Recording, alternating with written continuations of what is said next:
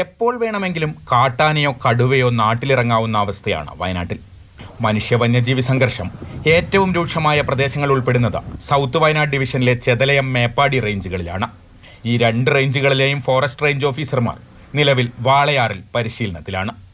ഡിവിഷനിലെ മൂന്നാമത്തെ റേഞ്ചായ കൽപ്പറ്റയിൽ ഓഫീസർ സസ്പെൻഷനിലും. മൂന്നിടത്തും നിലവിൽ താൽക്കാലിക ചുമതലയാണ് നൽകിയിട്ടുള്ളത്. സൗത്ത് വയനാട് DFOയെ കാസർഗോഡേക്ക് സ്ഥലം മാറ്റിയ ഒഴിവിലും സ്ഥിരം ഉദ്യോഗസ്ഥനെ നിയമിച്ചിട്ടില്ല. നിലവിൽ പാലക്കാട് ജോലി ചെയ്യുന്ന അസിസ്റ്റന്റ് കൺസർവേറ്റർക്കാണ് സൗത്ത് വയനാട് ഡിവിഷന്റെ അധിക ചുമതല നൽകിയിരിക്കുന്നത്. ഞങ്ങളുടെ ചരിത്രത്തിൽ ആദ്യമായിട്ടാണ് ഇത്തരത്തിലുള്ള ഒരു പ്രതിസന്ധിയിലൂടെ ഞങ്ങൾ കടന്നു പോകുന്നത്.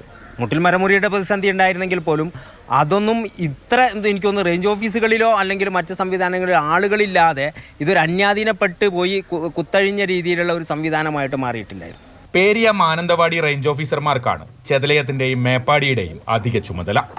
വയനാടിന്റെ മുഴുവൻ ചാർജുള്ള കണ്ണൂർ CCFും നിലവിൽ അവധിയിലാണ്.